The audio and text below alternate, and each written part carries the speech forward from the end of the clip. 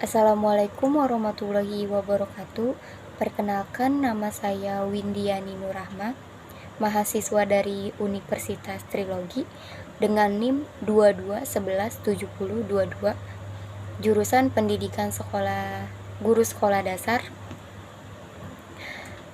Saya ingin mempresentasikan mata kuliah Psikologi Pendidikan dengan dosen pengampu Febrianti Yuli Setiani.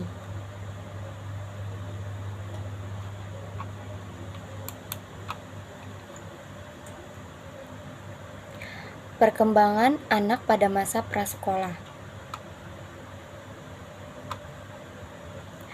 Pendidikan prasekolah, preschool, adalah pendidikan untuk membantu pertumbuhan dan perkembangan jasmani, rohani anak didik di luar lingkungan keluarga sebelum memasuki pendidikan dasar TK sebagai salah satu bentuk pendidikan prasekolah yang ada di jalur pendidikan sekolah merupakan usaha untuk mengembangkan seluruh segi kepribadian anak didik dalam rangka menjembatani pendidikan dalam keluarga ke pendidikan sekolah.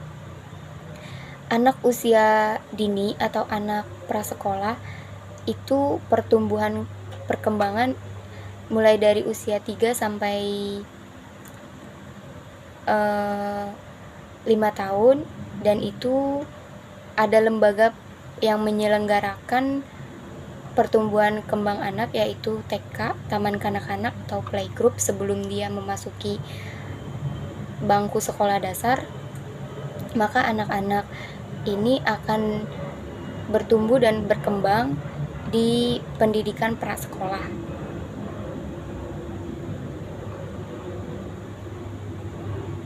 Aspek perkembangan ini meliputi 1. Aspek fisik, 2. Kognitif, yaitu kecerdasan, 3. Emosional, 4. Sosial, 5. Kepribadian, 6. Moral, dan 7. Kesadaran beragama.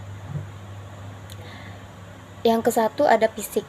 Perkembangan fisik merupakan dasar bagi kemajuan perkembangan berikutnya dengan meningkatkan pertumbuhan, tumbuh baik menyangkut ukuran berat badan atau tinggi badan, maupun kekuatannya memungkinkan anak untuk dapat lebih mengembangkan keterampilan fisiknya dan eksplorasi terhadap lingkungan tanpa bantuan dari orang tua. Jadi perkembangan fisik itu bisa dilihat dari berat badan atau tinggi badan anak tersebut. Tapi jika anak yang gemuk itu dia memiliki jaringan adiposanya yang banyak dan jaringan ototnya yang sedikit. Ketika anak yang kurus itu memiliki jaringan otot yang lebih banyak ketimbang jaringan adiposanya yang lebih sedikit. Jadi anak yang gemuk itu bukan anak yang obesitas, dan anak yang kurus itu bukan anak yang kurang gizi atau kurang zat, melainkan setiap perkembangan fisik anak-anak itu memiliki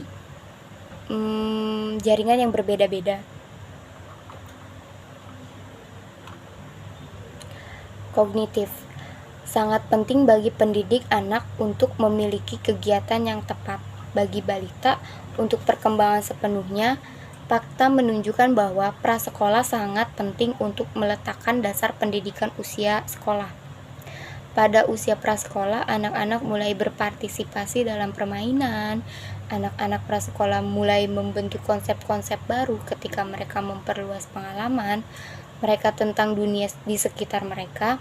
Anak-anak prasekolah sangat ingin belajar, dan cara terbaik belajar pada anak usia dini adalah melalui bermain.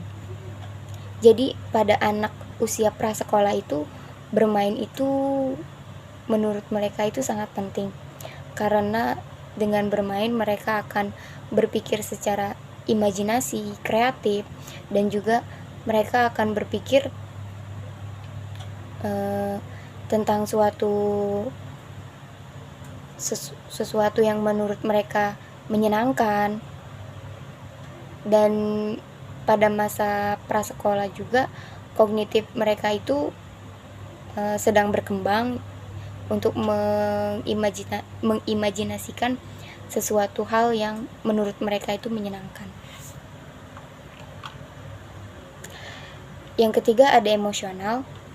Emosi yang meningkat pada anak usia dini ditandai dengan ledakan kemarahan yang kuat, kekuatan yang besar, dan kecemburuan yang tidak rasional.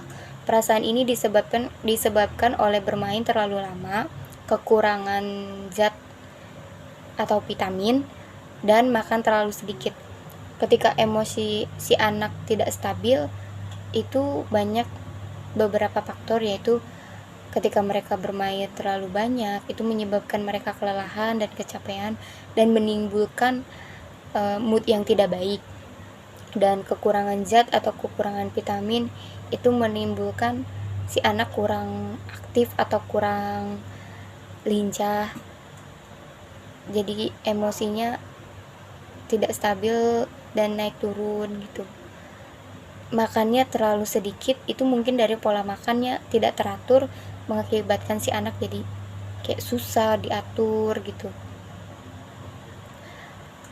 Jadi emosi si anak itu naik turun sesuai dengan mood mereka masing-masing. Ketika mood mereka benar atau mood mereka bagus, maka mereka akan bersikap baik atau bersikap menyenangkan. Ketika mood mereka jelek atau mood mereka tidak bagus, itu mereka akan seperti menangis atau merengek. Yang keempat ada sosial. Perkembangan sosial seorang anak sangat dipengaruhi oleh suasana sosio-psikologis keluarganya. Apabila tercipta suasana yang harmonis dalam lingkungan keluarga yang sangat peduli, saling membantu dalam melaksanakan tugas-tugas keluarga dan konsisten dalam melaksanakan tugas-tugas keluarga, penerapan aturan, anak memiliki keterampilan atau adaptasi sosial dalam berhubungan dengan orang lain. Jadi, keluarga adalah peran penting bagi pertumbuhan dan perkembangan si anak. Keluarga adalah support system pertama bagi pertumbuhan dan perkembangan bagi anak-anak.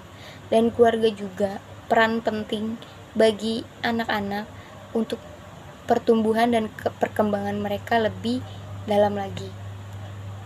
Jadi keluarganya itu harus bersikap harmonis dan mendukung apa yang si anak lakukan.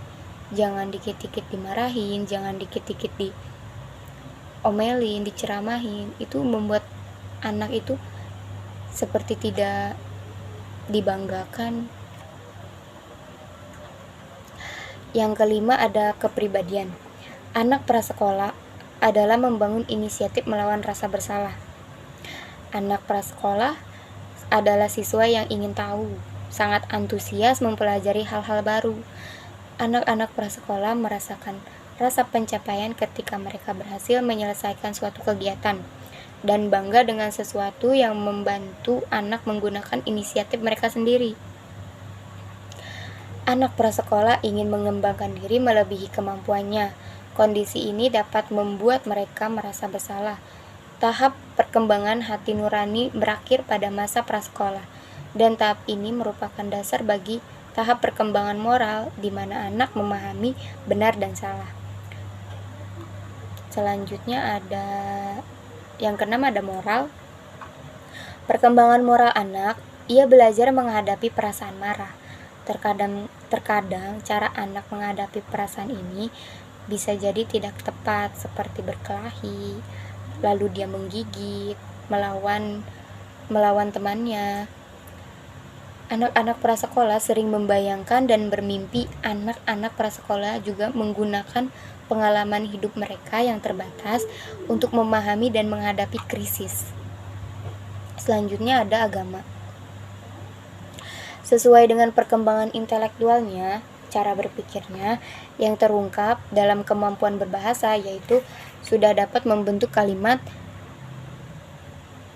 mengajukan pertanyaan dengan kata-kata apa, siapa, di mana, dari mana, dan kemana. Maksudnya tuh dalam beragama itu anak akan bertanya, apa itu Tuhan, siapa itu Tuhan, di mana keberadaan Tuhan, dari mana asal Tuhan, dan kemana dia harus beribadah kepada Tuhan.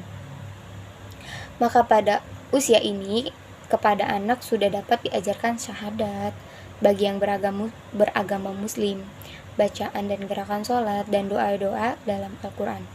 Jadi untuk keluarga atau untuk para orang tua, ajarkan agama sejak anak usia dini. Kesimpulan, proses belajar yang berhasil akan membawa kepada kebahagiaan dalam hidup. Dan sebaliknya, proses belajar yang tidak efektif akan merusak proses perkembangan. Manusia perlu mengenali melakukan tugas-tugas perkembangan tersebut agar dapat menyesuaikan diri dengan tuntunan lingkungan pembangunan guna mencapai kebahagiaan dalam hidup. Sekian dari saya. Mohon maaf jika ada kata-kata yang tidak jelas atau kurang dimengerti. Wassalamualaikum warahmatullahi wabarakatuh.